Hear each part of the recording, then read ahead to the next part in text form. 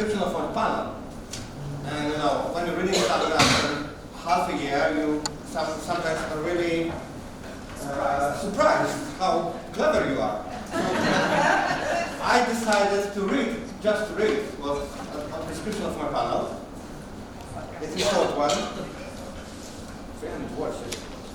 In 2022, 50 years have passed since Ryszard Kapuściński's death. The author of Herrscher, the Emperor of Imperium, is still the most known and recognized Polish literary journalist.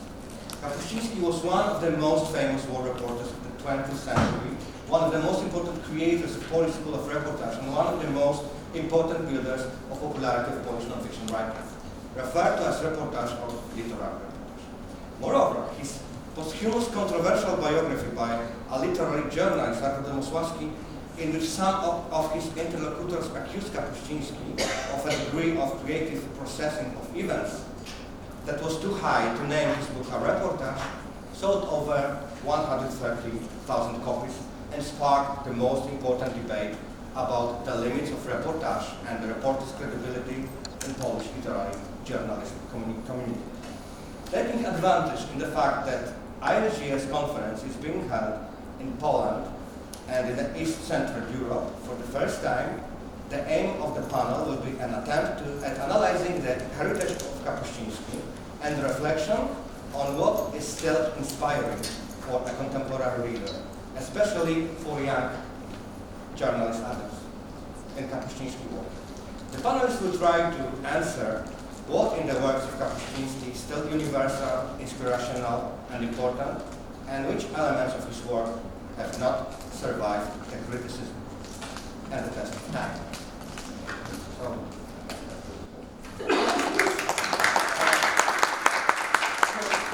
I have two intentions: to make it intercontinental and intergenerational. So that's I think for me, okay, maybe I don't know, maybe because it's my panel with baby, but yes, maybe that's the issue. I think my prognosis is that this will be the most interesting panel.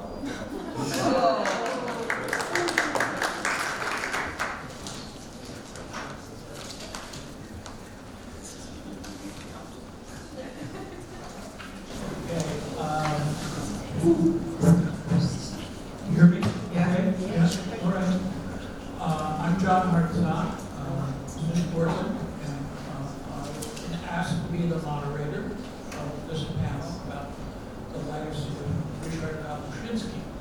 And let me quickly introduce you to our panelists. First of all, we have Magdalena.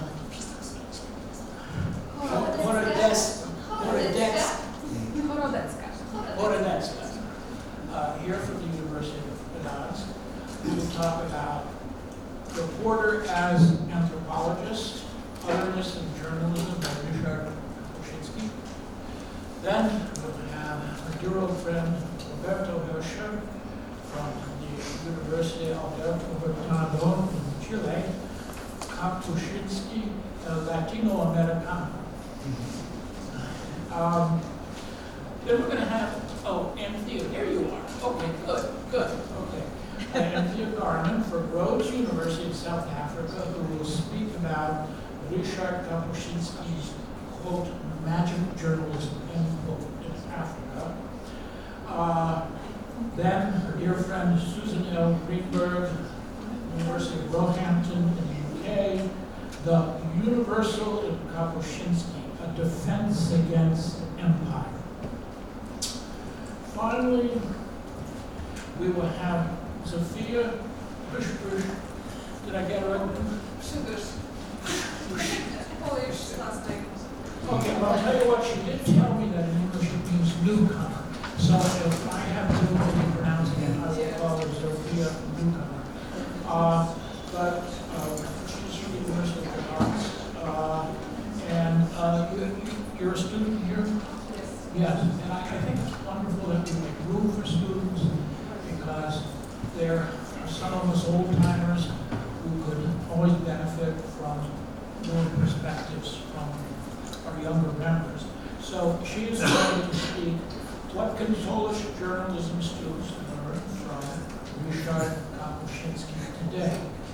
So I would like us to begin with Magdalena Horodecka, reporter as anthropologist. Thank you.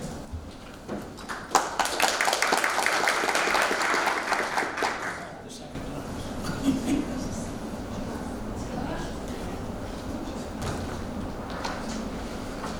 Thank you for Janek for idea of the panel, and I'm very eager to hear all the panelists and all the voices about Kapuscinski. And as you heard, I would like to share with you some thoughts about the anthropological ambitions of this problem with the hearing. 1, 2, 3. The hand microphone? 1, 2, 3. I don't know whether it seems it's working, but very good. So let's wait for a better microphone. We are not in a hurry. In the morning they had a hand microphone. They're switched off. Maybe. I think it's switched.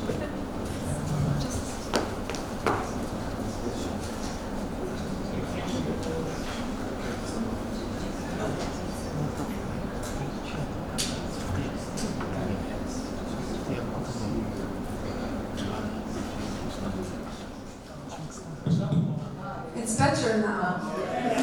Happy. Thank you, Anthea.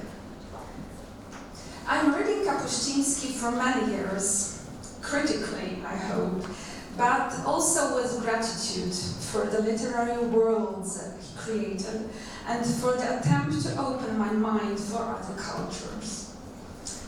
If the anthropologist is the cultural diversity preserver or admirer, as some say, I find the same function in many of Kapuscinski's books. Despite he was not always faithful to the facts, or sometimes made mistakes. What I would like to share with you is the golden mean in the attitude towards Kapuscinski. Let us do not just defend him, and do not just attack him. And it's very important to read him in context. In the context of history of Polish and European reportage, of the history of Poland, and in context of his own biography. I would like to add my perspective on one particularly interesting point, which is the role of anthropology in his writings and our reading of his writings. Especially his late books, The Shadow of the Sun about Africa, The Imperium about Russia, and essay Encountering the Other kind of testimony. Particularly Imperium, I believe, can tell us a lot about contemporary situation in Russia. What we should stress, anthropological reportage was quite late concept in his career. It appeared, this concept, in the 80s and was developed in the 90s. Earlier, he was much more interested in other paradigm, reporter as a historian and reporter as a war correspondent. Kapuscinski did not want to be an anthropologist. What was important for him were 5 dimensions I will try to point here shortly. The first one was the use of reportage as a tool helpful to understand the other cultures. The second was to gain inspiration from anthropological resources, which I find particularly vivid and current. The third, he believes that he is using anthropological methods of gathering material, such as fieldwork or participant observation. However, he underestimated the differences. The fourth dimension is his strong post-colonial and empathetic attitude towards the other. his famous sentence from The Shadow of the Sun, "My white skin itches me," is, I believe, one of the first post-colonial sentences in Polish journalism. Another absolutely crucial phenomenon in his prose, phenomenon anticipating changes in the theory of anthropology in late 20th century, was Kapuscinski's awareness of the role of self-referential perspective in journalism. You can find it very, very early in his writings. In a Polish book, which is unfortunately not translated as far as I know, reported from Ghana, written in the 1960s, where he pointed the impossibility to understand the other and the linguistic barriers, not only because of communication problems, but also because of lack of parallel experience, which make it impossible to translate some words which does not exist in other people culture. Then he continues this self-referential perspective in Soccer Wall, Szach of Szachs, and Travels with Herodotus. That were the origins of his concept of literary journalism based on anthropological perspective. All of them are still current in contemporary intercultural reportage. The question is, what do anthropologists think of such ambitions of literary journalism? I would quote three important researchers. First, James Clifford said, "The anthropological knowledge cannot be the monopoly of one discourse." So here we have the place for reportage. The second, Clifford Geertz. As we know, he wrote a book, Anthropologist as an Author, proving that different anthropologists created different literary styles which influence the representations of the cultures they describe. If an anthropologist is always adding a literary layer to his or her work, a writer can try to add anthropological layer to his or her book. However, the second, I believe, seems to be more difficult than the first. And the last anthropologist, which I believe would like Kapuscinski's books, would be, in my opinion, Kirsten Hastrup, who represents the postmodernism in anthropology. After the diary by Bronisław Malinowski, anthropology has understood the role of autobiography and self-referential awareness, and that is why importance of Ryszard Kapuściński can be here also visible for anthropological studies or cultural studies. But of course, generally, anthropologists are rather critical towards Kapuscinski and critical towards anthropological ambitions of reporters and journalists. They prefer, why? As far as I am in contact with many anthropologists, they say that the main difference is the long-term fieldwork. Journalists are rather short-term field workers. But what they underestimate, what anthropologists seem to underestimate, is the huge step Kapuscinski and literary journalism did towards more post-colonial writing in Polish, not only Polish literature. What is also interesting is an idea that we can use Kapuscinski's journalism or even contemporary literary journalism about the other as a kind of anthropological training. That's the concept of one of Polish researchers on Africa, anthropologists, researchers on Africa. Let us read Kapuscinski or reportage as a case of anthropological training, as a kind of intercultural training of communication. And if you train, you sometimes make mistakes, and analyzing mistakes is also very fruitful here, it can be beneficial.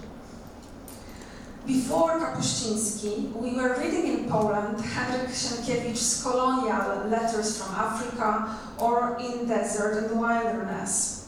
Kapuscinski's writings were a step towards more mature, more post-colonial contemporary reportage.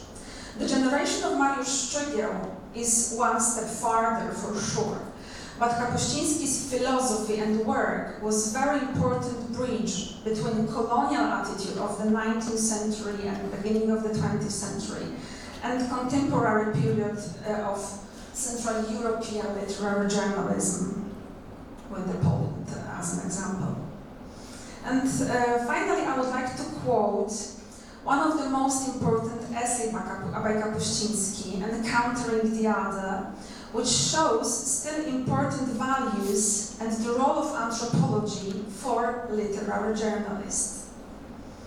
I quote Kapuscinski. Let us point out that the concept of the other is usually defined from the white man's, the European's point of view. But today, when I walk through a village in the mountains of Ethiopia, a crowd of children runs after me, points at me in merriment and calling out, Ferenci, Ferenci, which means foreigner, other. This is an example of the dismantling of the hierarchy of the word and its cultures. Kapuscinski continues. Malinowski's era and in the preceding centuries, the white man, the European, left his continent almost exclusively for gain, to take over new land, capture slaves, trade, or convert. These expeditions, at times, were incredibly bloody. Columbus conquering America, and then the white settlers, the conquest of Africa, Asia, and Australia. Malinowski, Kapuscinski writes, set out for the Pacific Islands with a different goal, to learn about the other, not to conquer. Here the quotation ends, and my final sentence. Any totalitarian regime would not agree with Kapuscinski's idea of dismantling of the hierarchy of the world and its cultures today. That is also his heritage, and that is why Ukrainian readers, which I am in contact with, are so grateful for the book Imperium. Thank you very much.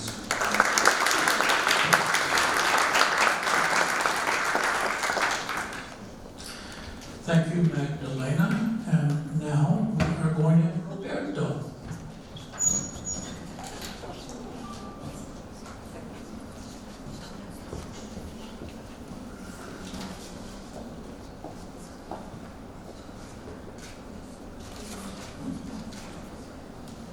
Thank you. Should I change the, I have a presentation.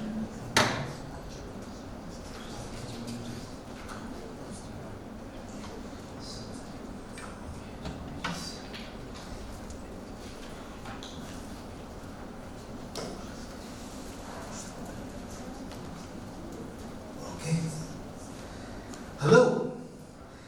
It took me a while to learn how to put the accents on the S and the N. I took them as signs, but I knew that I couldn't stand here in Poland writing Kapuscinski as I usually do without the accents on the consonants. But I use those in my language, in Spanish. Accents only go in vocals, but this is something I use to start my talks about Kapuscinski in Spain and Latin America. I ask the students, I just put the name, and I ask them what is strange in what you see. And putting the accent in something unusual is, I think, a symbol of what Kapuscinski is to me. Looking at other things, trying to see, to stress on what others have not stressed. This is a completely different way of speaking a little bit about somebody I have studied and studied with and interviewed, because I usually present Kapuscinski in my continent. I feel like an imposter speaking about Kapuscinski in my very first day in Poland. Sorry. But I will try to be, I won't tell you about his, because this has to be short. These are the 3 books about Kapuscinski in Spanish. A literary biography was translated into Spanish. This is I mean, the bigger the screen, the more horrible you see the quality of the photo. And then Sarah Platt is a Puerto Rican professor of journalism. She was a student of mine in Barcelona. I presented Kapuscinski to her, and then she came to Poland to do her PhD and wrote about Kapuscinski's life for the Latin American public. And then, of course, we got the Spanish edition of Domoslavski's book, which is aptly and very. I think it's like calling it non-fiction, not literary, but directly non-fiction is what it is stressing on his discussion of fiction and non-fiction in this work. But the way in which we learned about Kapuscinski was through reading him. Kapuscinski is the only Polish journalist or non-fiction writer that we get in Spanish. I mean, he is in a vacuum. All of you have read him in his context. We have not. We read him in our context. And we owe this to 2 people. One is, Kapuscinski is the most frequent and one of them, by far, I think is the most successful author of non-fiction in the most important and prestigious collection of literary journalism in Spanish. It's Anagrama's collection of Crónicas. And it is, I interviewed Jorge Herralde about why, and really it was his personal design to work, and the way in which he was drawn into him by somebody whom I want to pay homage here, who is Agata Orsesek, the translator. Kapuscinski is a master of style in Spanish, 50% because of his own writing and 50% because of Agata Orsesek's Spanish version. So poetic and at the same time so specific. It's a strange case of a great translator who does not translate into her language. She is Polish, but she translates into our language beautifully. She is also the translator of Olga Tokarczuk in Spanish. But really, these are the books with which and these are the covers that we all know, and these are, I mean, that is, I was talking about Ivana with you before. I thought, should I translate this to English? There are English translations, and I don't know. I just want to read to you a little bit of Kapuscinski, how he sounds in Spanish. This is something that I start my classes on Kapuscinski. The way in which somebody who grew up without shoes in a country that can be as cold as Poland can understand the story of the Honduran soldier in the soccer war, we would call it the football war, who goes to take the boots out of the dead soldiers, to take to his children or to sell so that his children have boots. El tiroteo amainó por unos instantes y el soldado se detuvo cansado. Me dijo con voz jadeante que lo esperara mientras él volvía hasta el lugar donde acababa de producirse el último combate de su compañía. Los vivos seguramente ya se habían alejado, me dijo, pues tenían la orden de perseguir al enemigo hasta la misma frontera. Y en el campo de batalla solo quedarían los muertos, que ya no necesitaban zapatos. Él iría hasta aquel lugar, descalzaría algunos muertos, escondería las botas entre los arbustos y señalaría el escondrijo. Cuando terminara la guerra y lo licenciaran, regresaría y calzaría a toda su familia. Ya había calculado que con un par de botas militares le daría 3 pares de zapatos de niño. Y él era padre de 9 criaturas. This is the sound of Kapuscinski in Spanish. Just this is the prose of Agatha Christie. This is what we later learned. Again, from the biographies, we know that this might not be true. He was a survivor of 27 revolutions, but he was our hero. Really, we read him in order not to study him. I mean, I'm talking now as a reporter, as a literary journalist. We were reading Kapuscinski to help us write our stories, not as historians or people in academia. And that is, I think, the way in which he told us to write better our own stories. Of all these books translated by Anagrama, this is probably the one which deals more with us. Christ with a rifle on his arm. This is not some might confuse him for Che Guevara. This is really a priest. This is Camilo Torres from Colombia.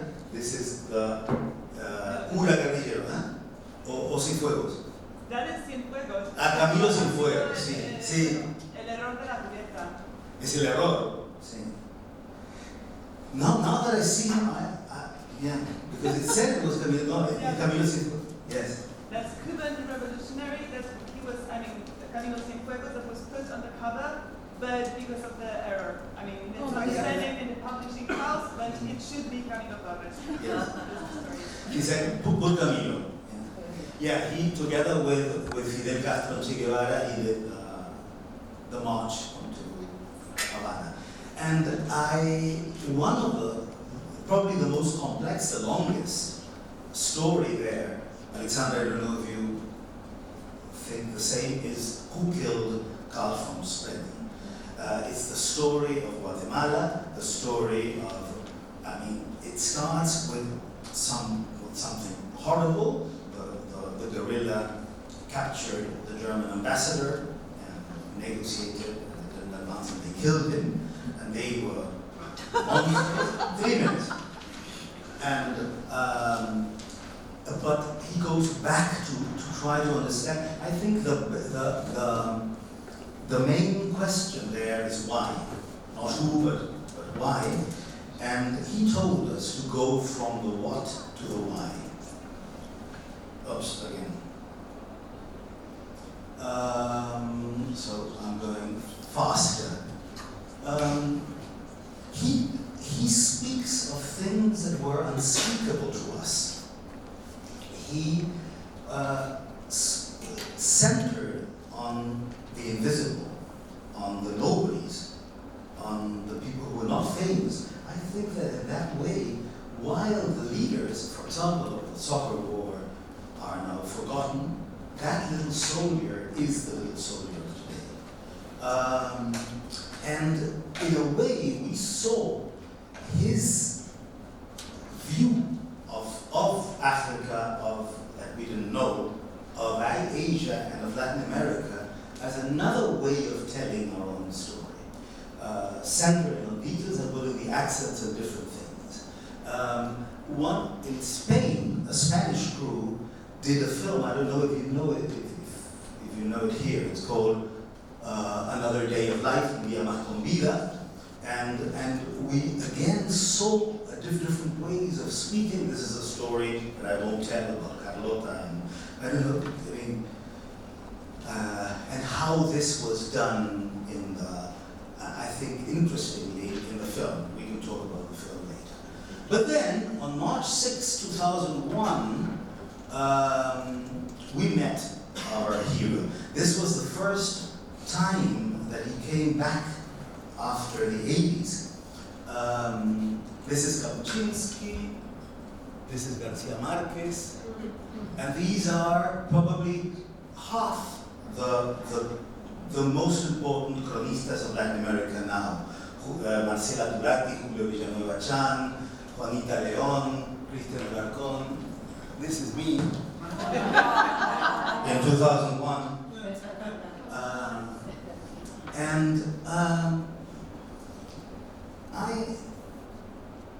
I don't know, none of us had written any books by then. We told him what we wanted to do. And when we, there's a whole chapter in Domoslavski's book about that workshop. It lasted for a week. It was the weekend with in which the Zapatistas were coming to the city of Mexico. March 6th is the birthday of Garcia Marquez. We thought he would come to present him. He stayed for the whole week. We had the workshop with both of them. And we are still, when we meet, we're constantly meeting and working together, we still discuss what has he told us. Very little. He wanted to listen to us. But each of us remembers one thing. I remember especially his theory of the two notebooks.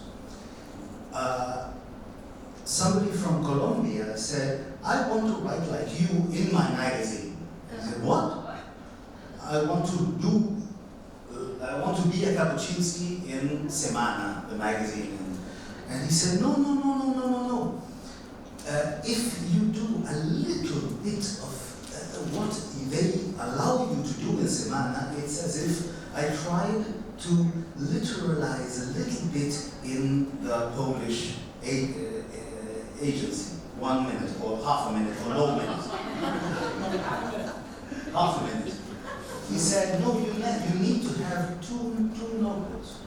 Don't try to push a little bit what you can do and be happy with that in what they ask you in your magazine or your newspaper. Do your own stuff. That, I don't know if it has that effect on you. It did have on me. So we said we're not going to be happy in writing for whatever newspaper or magazine we were working for then, but had another notebook to try to do our own road, our own stuff. Finally, I think that week in Mexico City in 2001 with Kapuscinski, because of him, but also because he sparked something that was already in us. Something started in Latin America. He became a standard of ethics.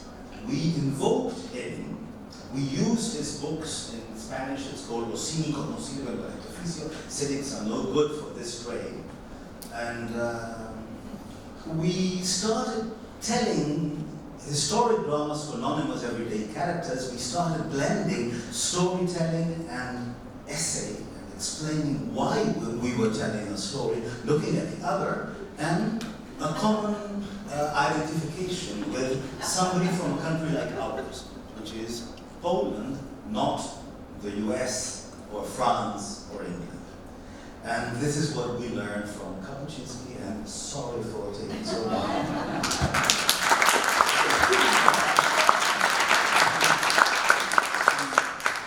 Roberto, I love your passion.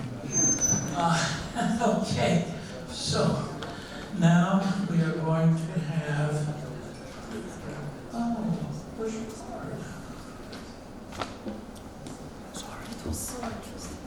well, we're going to have Anthea Garman from Rhodes University. Is it Rhodes? Rhodes. Yes. Okay. So I'm going to start with two apologies. And the one is the accents. What was the other apology, Roberto? What was the other apology you gave? The accents on Kapuscinski's name, I didn't sort it out. And you made another apology, I can't remember, but if I remember it, I'll apologize for that one too. Okay. So this is from Another Day of Life, from the I found here. So, okay, we did this right. So, right. So, these were the headlines and the comments on Kapuscinski's death, mostly from fellow reporters, Ron and Hochschild. Both had extensive experience of reporting from African countries. But Megan O'Rourke, also writing in 2007 on his death, said of his work, after all, unlike newspaper stories, literary journalism seems to make or conjure up a broader reality, to bring us into a world. And then she went on to suggest maybe we need a new magazine genre, somewhere between fact and fiction. So my brief here is not to talk about all the, the debate about the facts or so on, but to talk about Kapuscinski in Africa. And I turn to Michaela Ron to put the problem I face succinctly. So I don't know if you're familiar with her work, but she's a fierce, hey? Yeah, well, that was just a big yes. It was a big yes, yeah, it is a big yes, yeah. I followed her for years, okay. So I'll just read it quickly. Kapuscinski's sloppy way with the truth, for one thing. There were also the glaring omissions. The publicists vaunted the 27 revolutions and coups that he'd covered. This was a claim so macho I never took it seriously.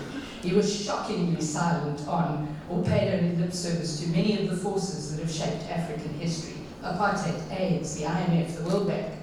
Kapuscinski would have helped his own case if he'd been more consistent and modest about what he offered.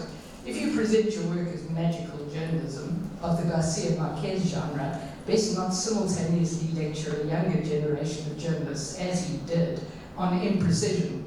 And if your prime years in the field were largely confined to the Cold War, best not present yourself as an eternal sage on the subject. You begin to see why some detect a loftiness of viewpoint that is a form of racism. And then she goes on to say, you might assume, having read the above, that I am not a Kapuscinski admirer. You would be wrong. I love his stuff. Why? Because one of the many blights to afflict Africa has been the sheer eye-glazing dullness of non-fiction writing about the continent. The writer's first duty is to entertain, and dreary is an adjective that never applied to Kapuscinski. He had an ear for the quirky exchange, an eye for the humdrum detail that illuminates a different mindset, the surreal moment when modern mores and ancient culture collide. And many of those insights don't strike me as fake. After all, he was enchanted by the mundane. Standing at an Accra bus stop, waiting for a car to be repaired in Mauritania, watching the chaos around a Lagos pothole. Few writers ever dedicated as much attention to the simple experience of waiting. That just rings a bell. If you come from Africa, you wait a lot. In any culture, a writer who can turn the footage of our lives that hardly ever makes the final cut into the vibrant essence of the world deserves to be read. And that's my problem.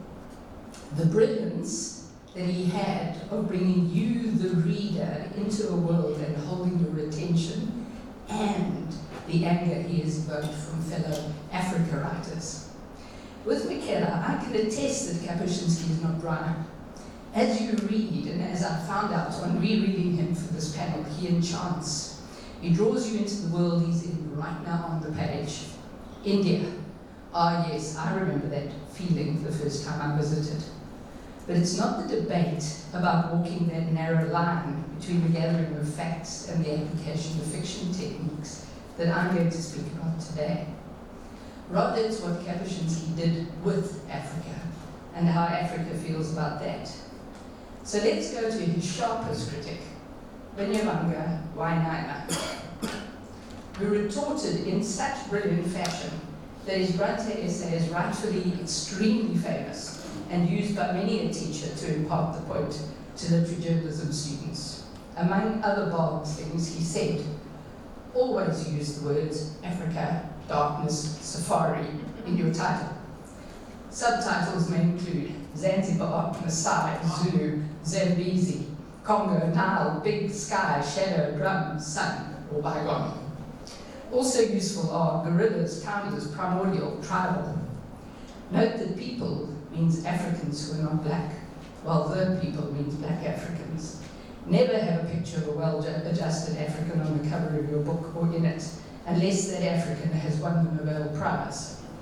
An AK-47, prominent ribs, naked breasts, use these. And it goes on. But I also want to park by Nana for just a moment while I try to figure out for myself how to think about Kapuscinski in Africa. I present to you some slices of insight. So this was really interesting to me. And I think this is from Imperial. In his very early career, his editor-in-chief at the very first place he worked asked him one day about his plans for the near future. Kapuscinski says, I summoned my courage and I said, one day I would very much like to go abroad. Abroad? She said, surprised and slightly frightened. Where? What for? I was thinking about Czechoslovakia, I answered. I wouldn't have dared to say something like Paris or London, and frankly, they didn't interest me. I couldn't even imagine them. This was only about crossing the border somewhere. It made no difference which one, because what was important was not the destination, the goal, the end, but the almost mystical and transcendent act, crossing the border. Oh, this is Travels with Herodotus. A year later, Kapuscinski found himself on a plane to India. Not because there was a story to cover, but because some high-level inter-country politics had decided that a Polish person had to go there to represent Poland for some reason. The second slice I want to have a look at is the work of Mala Zubel. She's alerted me to Kapuscinski's earliest work in Africa, which Magdalena referred to, Black Stars, which has never been translated into English. Zubel says this work is an important literary document of 20th century international anti-colonial solidarity. Kapuscinski, she reminds us, was a socialist bloc journalist whose understandings were informed by the Cold War politics of socialist internationalism. In Black Stars, the stars are Kwame Nkrumah, leader of independent Ghana, and Patrice Lumumba, leader of the Congo briefly before he was assassinated. Zubel says that Kapuscinski's writing was not just socialist, but also anti-colonial. Works of literary reportage like Black Stars trouble the narrative of the Cold War as a battle between dueling superpowers and turn our attention instead to the struggle for the more just and equitable world decolonizing nations and de-Stalinizing satellite states hope to achieve. So to quote Kapuscinski, because you can see this in what he was writing. The Belgians feel sorry for the French in Algeria, the French for the Dutch for the Portuguese. Colonizers are internationalists. They support each other everywhere. We, and here he's speaking as a Polish person, have a clear conscience with regard to Africa. We never had a colony there. So you can see that sentiment. Okay, I'm going to move faster. Right. But, nevertheless, he was another white man in Africa. That's how he was perceived. So he says, I arrived as a correspondent, and I quickly realized I was in the net. And he uses this language of apartheid. The issue of skin color loomed large. In Poland, I never thought about it. Here in Africa, he had to, and he says that he was attacked. He was called a white man. He was treated as a colonizer, and then he tried this defense. Me, I'm not a colonizer. I come from a place that has been colonized, but he never actually succeeded in convincing anybody. He says they laughed, they tapped their foreheads, and they walked away from him. Another little slice. Wasn't always about Poland, which is why I asked the question this morning. So, Aneta Wysocka, coined the term Europe's third world to express the feeling and belief that there is a particular kinship between Poles and people from Africa, Asia or South America, as opposed to the citizens of the West. And she quotes Kapuscinski from Lapidarian. Poland is a country that I count in the great, diverse, colourful family of third world countries. But Teague says, that was Teague, sorry. Kapuscinski has denied that his books are Polish allegories because he interviewed Kapuscinski. He said this in the interview. The Emperor is not an allegory. It's about Ethiopia and about the downfall of the last emperor. But the spirit that informs the work, the details that the author thinks worthy of note, circumstance in history, cultural specifics, all have their roots, and I like this, the typically Polish game of hunt the symbol. Okay, so you get that.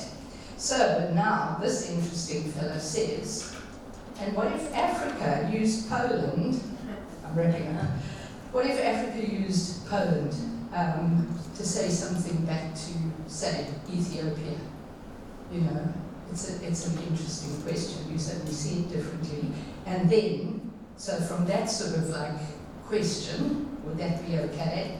Then we go back to a synthesis of sorts and back to Wainaina. Okay, wait. I should have stayed there. So, back to Wainaina. What Wainaina is reacting angrily and creatively to is an Orientalism that Kapuscinski brought with him to Africa. So you're the side turn. There is no doubt he came also with a deeper understanding of poverty from his childhood in Pinsk, in what is today Belarus, a strong sense of what it meant to be socialist, and hold solidarity with other countries under imperialism, and maybe most importantly for his writing, a curiosity and a desire to cross borders and see and experience for himself, and to turn this into words so engaging people would continue to read him for decades. But this does not mean that he did not come as a white man, and that he did not have a latent Orientalism in his preconceptions of Africa, and that also he used Africa for another purpose. So, to a synthesis of sorts. So this is where I come down. I turned to Peter Elba to help me think this through, because it feels like I'm caught in a binary, just exactly as Miklas-Frankowski explained it. Elba believes that the dialectical tradition allows me to accept, put up with, indeed seek non-resolution. So with Elba, I'm refusing to insist that I must reconcile opposites or choose which way is the heaviest and come down on one side. I'm going to affirm both sides of the dichotomy as equally true, necessary, important, and correct. This is also a Bakhtinian idea. This helps us hold in tension Kapuscinski's great writerly contribution, inspired by being in Africa, but also the necessary retort that Wainaina gives us.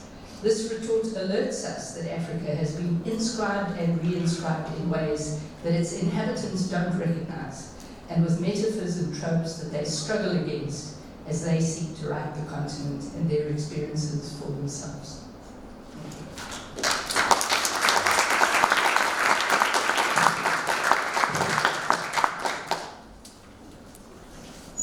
Okay, thank you, Anthea. And now we're going to hear from Susan Greenberg.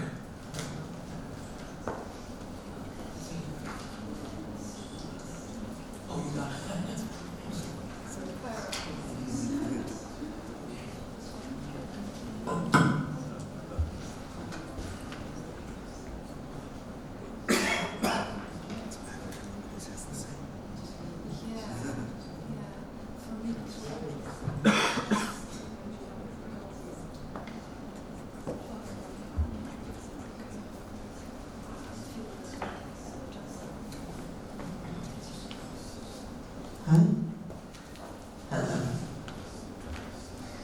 Well, first of all, I just want to say how happy I am that we're meeting here in Gdańsk, and how fitting it is that the Literary Journalism Association is meeting in Poland.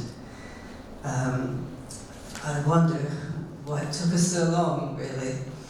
I know why, there's practical reasons, but it's just so fitting. So this is really important to say. If you look at the title on my slides, you'll see I added a question mark. Because I went through a process of questioning while I was preparing this talk. I also wanted to focus on Imperium. This was Kapuscinski's reckoning with the Soviet Empire. And it made me think of a talk I gave back in 2016 about Polish reportage. It was at Warwick University, before quite a lot of other things had happened to really sharpen the situation. And my argument then was that if we took in a view, sitting in the UK, if we took in a view from Central and Eastern Europe, that could give us a new angle on colonialism and imperialism. Because in Western literary culture, when that topic is explored, it's almost entirely of the Western variety.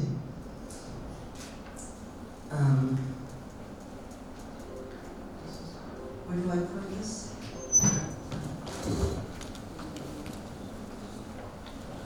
Hang on, I'm pressing the wrong way. Yeah. Oh, there we go. Okay, I'm just helping it the wrong way. So these photographs, I took these photographs from a bridge over a motorway in Warsaw some years back. The point being that if you look east on the left and if you look west on the right, in both directions, it's extremely flat. And that was why Poland was so subject to invasion from either side. And the basic point is that if you're sitting there, the empire you're worried about is not America or wherever. The empire you're worried about is Russia, and well, at one point Germany, and certainly since the Second World War, from Russia, and the Soviet Union. And the thing is that when I gave that talk in 2016, I talked about Imperium being his time to turn from the third world to his own part of the world. And I've also, oh, hang on. Oh yes, this was where he talked. This covers similar ground to the talk we just had, where he was allowing for the parallels between the two. Oh, hang on. But the thing is that another thing I would pick up on is this idea that if you are in an empire, or you have an empire in your history, you're much more likely to be sympathetic to another empire. And in Britain, of course, there was that impulse as well. And this made me laugh when I was reading about how Joseph Conrad was published and edited in Britain. And his mentor thought it was the height of praise to say that he was as good as the great Russian novelists, and Conrad was most definitely not happy about that.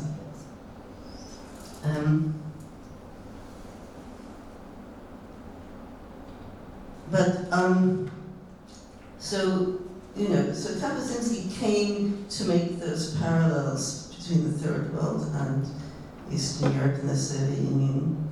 But my argument is that yes, our understanding of colonialism can become more diverse if we take in this perspective. And of course, that's now even more relevant with the invasion of Ukraine. And those of us who've been raising awareness of this issue for a long time, we're now no longer in such a minority. There's much greater awareness that imperialism comes in different forms and from different places. And what was interesting to me is that although the best narrative nonfiction is a balance of the universal and the particular, and so although we can raise questions about Kapuscinski in terms of the particular, the accuracy, my sense was that he was strong on the universal, and hence the title. But when I reread Imperium and when I reread the Domoslavsky biography, I thought it could be interesting to raise the question, well, is he as strong on the universal? On balance, yes, but we can still raise some interesting questions and just as a reality check. Because he did have certain habits of mind. His comfort zone was to see the West as the source of all bad things. Yes, he did question the colonial place of Poland in the Soviet Imperium, but he did defend the Soviet Union right until the end of his life, with very few caveats when it came to the Third World. And I have asked myself exactly how would he respond to the current challenge raised by the invasion of Ukraine, because there are some ambiguities and tensions in his thinking, to be 100% certain of his stance. These slides are just about the things in Imperium that I think are valuable examples of his, of his insights that we can definitely draw on. That here he is completely putting himself into the shoes of these people who are, they're in the Soviet Union, but they're not Russians, and he's completely connecting to this fact and their experience of the world as being not Russian, and which is very fascinating and endearing. And then here we have this is from a later period where you see him struggling really. He's recognizing on the right, he's recognizing that the average Russian, even if they're very poor and they don't benefit in any way from the Russian Empire, it still really matters to them that Russia is an imperium. And I think we've all seen that very clearly recently. But he's just so, he's very, very pessimistic about whether that can ever change. So I think the problem, so that's what's good about what he did. What are the problems? Well, certainly, and rereading the biography, I was reminded of this, something I did notice myself. When he wrote about Pinsk, his childhood, Pinsk was the predominantly Jewish town. I don't think he said anything in there about that in his recollection, nothing at all. And there are other gaps of that nature in his work. There's also a gap in Imperium. He doesn't say really anything about the terms on which he traveled, what was his position, what authorizations had he been given, was he there in which role exactly. I think those are two interesting gaps. So those are, if you like, errors of omission rather than commission. And then the question about where he might fall now.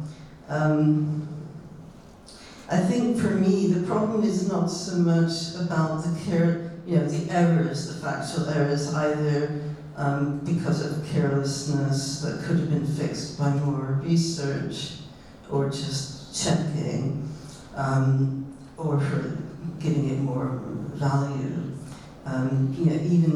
or for getting too carried away with things, which unnecessarily, it wasn't really necessary for artistic reasons. So those are valid questions, but my main question is about the certainty, his tone of certainty. And one of the criticisms was very much that he was too certain.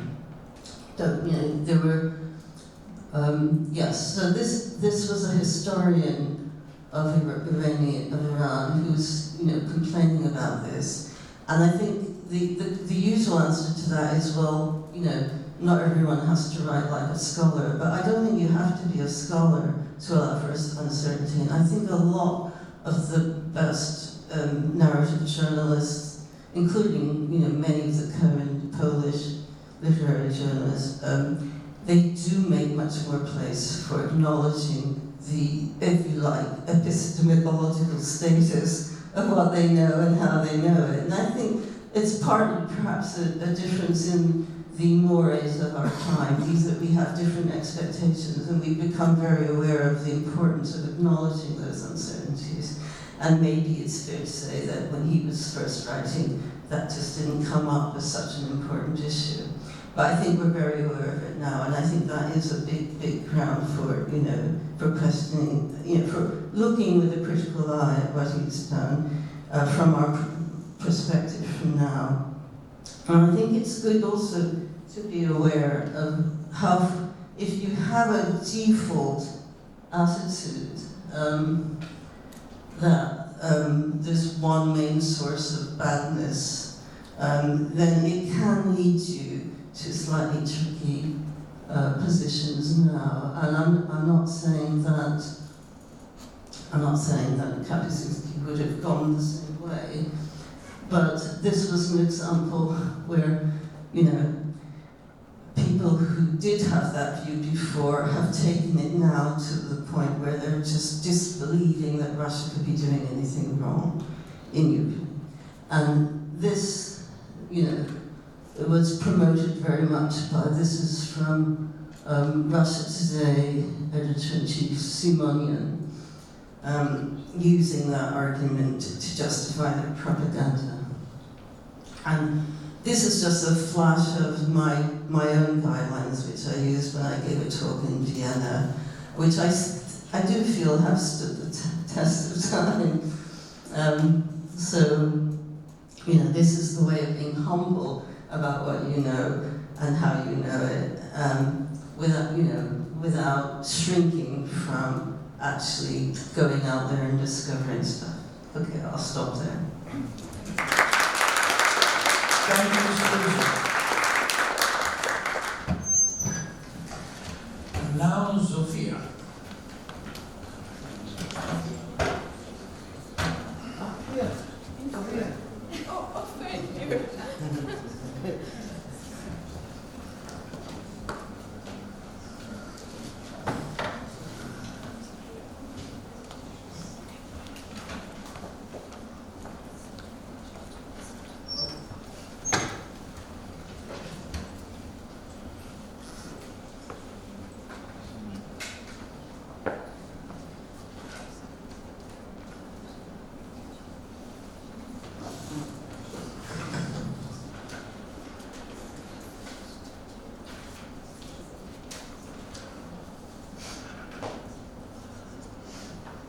So everything works. Hello everyone. I am really thankful and delighted to be speaking with you today. Being a voice of Polish journalism students is a great pleasure, and I would like to thank you for this amazing opportunity. Today I will present to you how we perceive Ryszard Kapuściński and what we could learn from him as future journalists. Studying journalism connects people of different interests. As a Polish journalism student who finds literary journalism as a source of greatest inspiration and knowledge about the world, I want to take a look at the most famous Polish journalist, Ryszard Kapuściński once again, and ask you some questions about him. I have decided to highlight some pieces of advice that we could find in Kapuscinski's books that we cannot miss. His unique way of writing influences everyone who is oriented towards the unknown. And that is why I want to start with the first piece of advice, which is be curious about the world. At the beginning of Reporter's Self-Portrait, Kapuscinski mentioned the importance of curiosity. He said, "The world is a living and dynamic body, and observing it is indeed fascinating." I believe that a true journalist is passionate about this dynamic, constantly changing world, and is ready to meet the challenges of the 21st century media culture. I cannot imagine a future in which journalism exists without curiosity and awareness. The second piece of advice is be a translator of the world. And that's right, the world. Kapuscinski said, "I would most often describe my profession as being a translator of culture." Kapuscinski witnessed some of the most important historical events of the second part of the 20th century. As young journalists, we should always remember that we experience some of the greatest, sometimes even terrifying events almost every day. And that is why our mission is to translate, bring people closer to each other, and to be careful of polarization. Perceiving yourself as a translator sounds beautiful, but it is not enough. To really become one, you have to listen. Just stop for a moment and observe the world as it is, not as you want it to be. In his book, The Shadow of the Sun, he's a lonely reporter who enters people's minds. So, where is the other human being in the shadow of the sun? For example, sitting on a bus while traveling to Kumasi in the shadow of the sun, he was wondering what other people around him thought about during his ride. And I'm quoting now, "What in the meantime is going on inside their heads? I do not know. Are they thinking, dreaming, meditating? It is difficult to say." He did not ask them. He always assumes.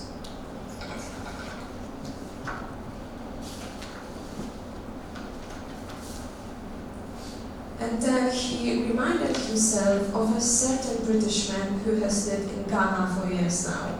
He said to Kapuscinski that these people have a fantastic talent for waiting, some kind of instinct. This journey seemed to be really lonely and quiet, actually. And the third piece of advice is be a mindful journalist. Just listen and observe. The non-fiction world of Kapuscinski could teach us how important traveling is. He said, "When it comes to traveling, what I value the most is anthropological, ethnographic, and journalistic travel, with the purpose of getting a better understanding of the world and changes that occur within, as well as its history, to then share the knowledge amongst others. It enables me to get a better insight into the world as well as the laws that govern our world." Laws that govern our world sounds poetic, but what is more important? Learning about other people from different cultures, or looking for metaphoric laws that Kapuscinski based only on his experience? He is actually the main character of his books. He writes about himself surrounded by people. He was looking at how to understand the world without wondering and asking. We should learn how to be mindful journalists, especially in an era dominated by short formats. Diving into the world of literary journalism takes time and requires mindfulness, which I did not find in Kapuscinski's works, because in his books discovering the nature of the world is more important than discovering the stories of the people. The world of literary journalism needs constructive criticism, and that is why I also believe that Kapuscinski's works are full of inspiring aspects. But at the same time, we should not be afraid of disagreeing with his techniques. In the modern world, fact-checking is mandatory.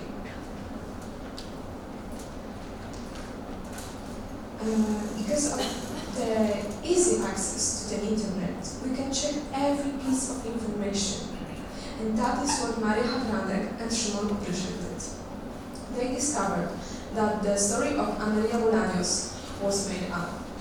In the soccer war, Kapuscinski wrote about the 18-year-old girl who took her own life because of Salvador's national team, football team, lost a match against Honduras. But that never happened.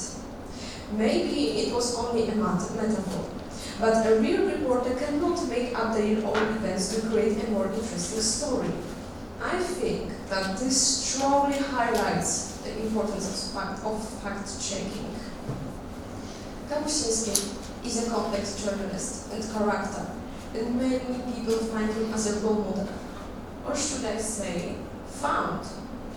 If you want to understand what we, young journalism students, really think about Kapuscinski, we should go back in time to our literary journals classes. In the second year of journalism at the University of Gdańsk, the world of some students collapsed. Our dear teacher, Miklas-Frankowski, and came to us and said, "Today is the day. We are going to read Kapuscinski non-fiction by Artur Sławski, and in the next class, you are going to read Kapuscinski, The Shadow of the Sun." Can you imagine?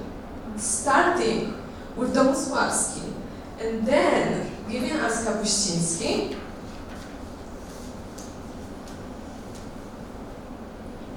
Yeah, the Kapuscinski non-fiction, the book which is about Kapuscinski's incredibility and correcting reality. But that was the best we could dream of. The first lesson was about the importance of truth. Jan showed us that we can develop our own opinion on Kapuscinski. He also showed us that Kapuscinski's works have strengths and weaknesses. After 1 week, we came to class really angry, thinking about Kapuscinski. He's like Indiana Jones. He's like James Bond. He's like a fearless hero. And the best part of this class was always a discussion and expressing our feelings. Jan asked us, "So, what do you think?" Simple question, right? And I can tell you, we could not stop talking. Then I realized that there was only one person who found Kapuscinski as the greatest journalist of all time. And the rest of us, we think that our generation simply does not like Kapuscinski's journalism. The way he worked is not suitable for our time, and we view him as a writer who became a journalist that could not create credible non-fiction for us. Do you remember this part? Where Kapuscinski fought with a cobra in the shadow of the sun. We perceived him at that moment that he was actually like Indiana Jones. And do you know what else was battling? Where's the dialogue in this book? Where is the voice of other people? It was a one big monologue. Kapuscinski lost his credibility because he was more focused on the literary part of The Shadow of the Sun. He was discovering other culture while sitting in an air-conditioned room. Because of him, we learned about the importance of fact-checking and the importance of truth in journalism. But he was not the one who highlighted it. Although we could not forget how unique his narration was, he's a great example of journalists who can keep the attention of readers by using a dynamic style and suggestive, maybe magical even, metaphors.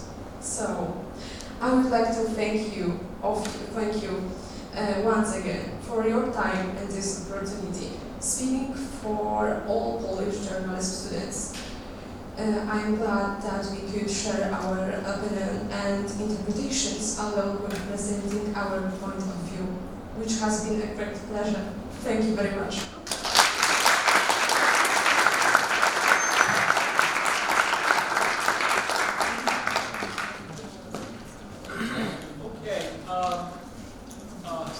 We don't have a lot of time, but maybe we can go 5 minutes or so over. And so, does anyone have questions? No, not question. Not question. I'm not gonna tell anything wise like always. I just want to tell that nothing intellectual, but I'm really moved what I experienced here.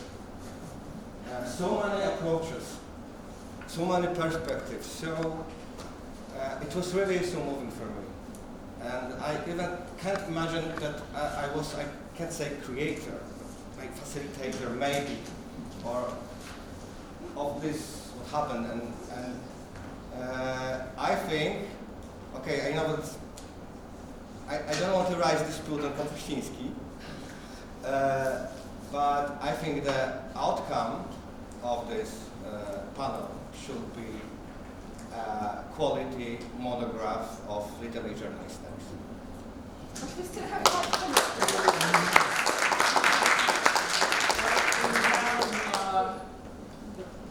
Okay, I'm retired, I'm not going to run off. Pablo, go ahead, you up first, and then we're going to go to Isabel. I can scream. So one addition to Roberto, we didn't read Kapuscinski in a blank. We had another great Polish writer who was basically living in Argentina and writing, Viktor Gombrowicz. And I think, many in my generation had already seen the translations of Roberto, Transatlantic, and pornography, right? We read, I think we had that confidence. But that's why I said the school of Polish journalism in Poland. Yeah. What I think is after the panel, which was amazing, and I thought very interesting to actually shape the ground. We're heroes, etc. I think we're very interesting. It was really great to actually read the two sides of Kapuscinski. Yes. One is the literary hero, and the other one is the reporter. Yeah. That's Okay. Isabel, next. Oh, I'm just going to say that I'm so energized by this panel, I don't even know where to start. And I think it ticked all the boxes for me. And I have more of a provocation and a challenge than a real question for every single one of you. But I probably think that Roberto and Anthea and Susan would have a lot to say about this, because no matter where or from where we look at Ryszard Kapuściński's work, we are always going to end in imperialism.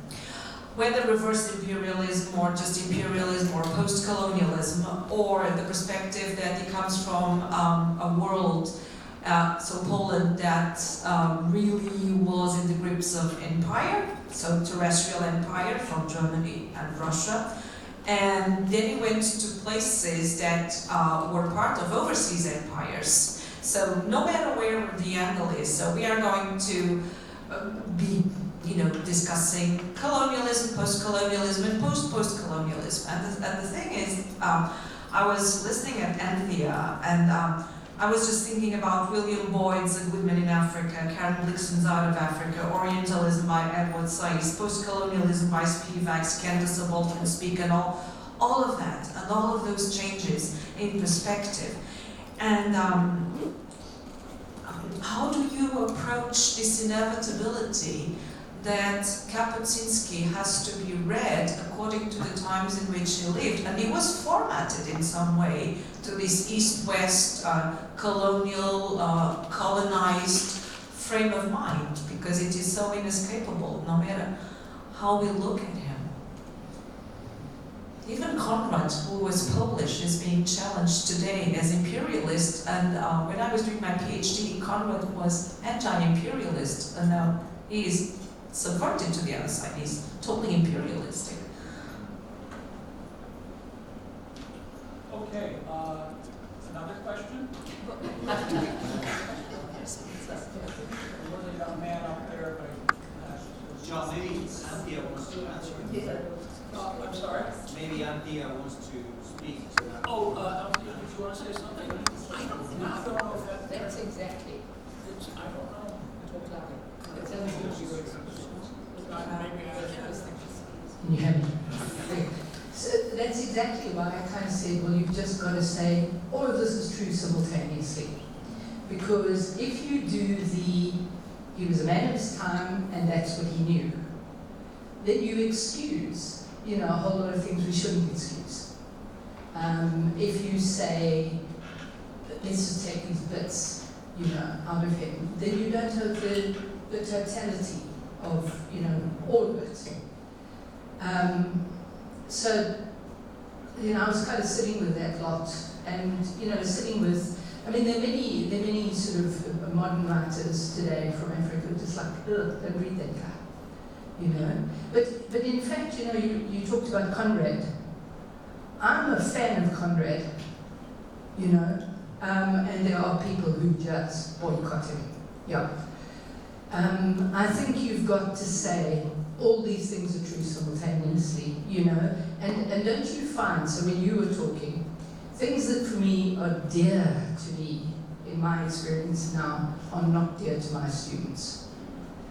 You've just got to say that's the way it is. You know, time does change, and I think we've got to be able to hold the complexity of something is true and very complicated, important and terrible.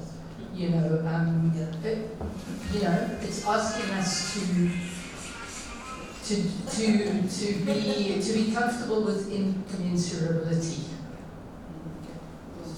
One thing from what was said was, it's very interesting what happened in each country, and I was fascinated by what you said, what changed in Poland after his biography. And in Latin America, it was not so much, probably because we came from the journalism of Garcia Marquez and others, that it didn't shock us, this sloppy exactness and falling to fiction. But it did cause an impression in us, something that we think is more serious in what the story of how he traveled and covered his stories comes from that book, which is his coziness and his connection to power, to the Polish power, which was not very Polish, it was not very important, it was not an empire, but it was what they wanted him to write, and how he got all his criticism to the countries that were the enemies of Poland at the time and not the friends. Then he turned his, and this is his view of the Third World in the Cold War, and really his dealings and his frequent connections with the Polish embassies everywhere are something that we now see as a barrier we should have to bring in as journalists opposed to power. And that is something that you will not read in his books, but you will read in the way in which he focused on the ills that were real of the enemies of Poland and not of the friends of the government of the time. Roberto, Magdalena. And let's finish with Magdalena. So I have a few impressions. The first one is I'm thinking about the famous lecture of Chimamanda Ngozi Adichie, who was saying about the danger of a single story. So we do not have the danger today, I think. That's the first thing. The second, I think there is the danger of a single story when we are talking about particular Kapuscinski's books, and in the same time about the Kapuscinskis in general, and I would be attentive to that. I would prefer talking for 2 hours about Imperium and then 2 hours about the Shadow of the Sun, because there are completely different reportages and approaches. I would be very careful reading Damosławski. Very careful. Now we are surprised that he got a prize for that book, because the amount of mistakes he did and the amount of unethical approaches, very controversial. I am not saying Damosławski is not worth reading. He is worth reading, but we also have to be critical while reading Damosławski. And what was interesting for me, I would say we should read once again, for example, Orwell, and we should read once again Kapuscinski. Orwell was also a child of his time, yeah, and amount of generalization talking about different social groups and ethnical groups is huge in Orwell, and we still read Orwell. So I believe we can do the same with Kapuscinski. I'm really grateful for the talk about African reception, and I think we really have to take that under account. So I'm really very grateful for that amount of response. But I really believe that we should be very precise. For example, when Kapuscinski was writing The Emperor, he was writing it only for the Polish audience, because it is 3 years before he was starting to be translated. So he had no idea that he will have the African audience for that book. And that's only one example how precise and complicated is the issue. Thank you. Maybe that will be the full stop. Well, thank you. Let's give our panel here a big